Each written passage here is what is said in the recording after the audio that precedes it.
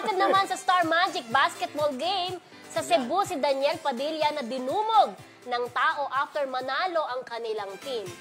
Yes, kita nyo naman, pati si Sanjo Marudo at si Kyle Echari ay instant Howie boys ni Daniel sa dami ng taong gustong makalapit sa kanya. Ayan, nag-uusap lang, nakita ko yan, nag-uusap lang si Daniel, si Kyle at saka si Sanjo. Nang biglang lusubin na sila ng mga tao. Grabe yan, ha? So, parang hindi ba Ayan si Kylo. Si Sanjo to the rescue kay Daniel kasi siya yung super close kay Daniel. May grupo sila, si Joshua, di ba? Correct. Barkada niya yan. Tapos, pero kung titignan mo dyan, ang pinagkakaguluhan lang ay si Daniel talaga. Siya yung pinuta ng mga tao, di ba? Naramdaman niya ni Sanjo, hindi pinakita dyan sa video. Yung una kasi, nag-uusap lang yung tatlo. Tapos may mangilan-ngilan lang na tao na nagpapapicture sa kanila.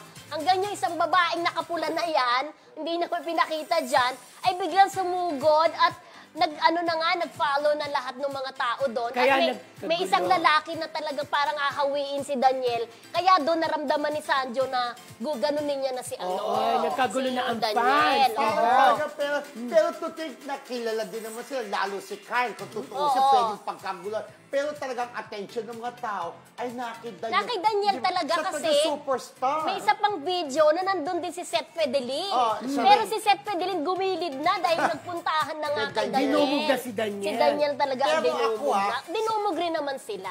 Alam mo sa Cebu, very warm dyan ang mga tao. Pero kung wala dyan si Daniel, paglakarin mo dyan si Seth, si Sanjo, di ba? Si Kyle Echari. Si Kyle Echari.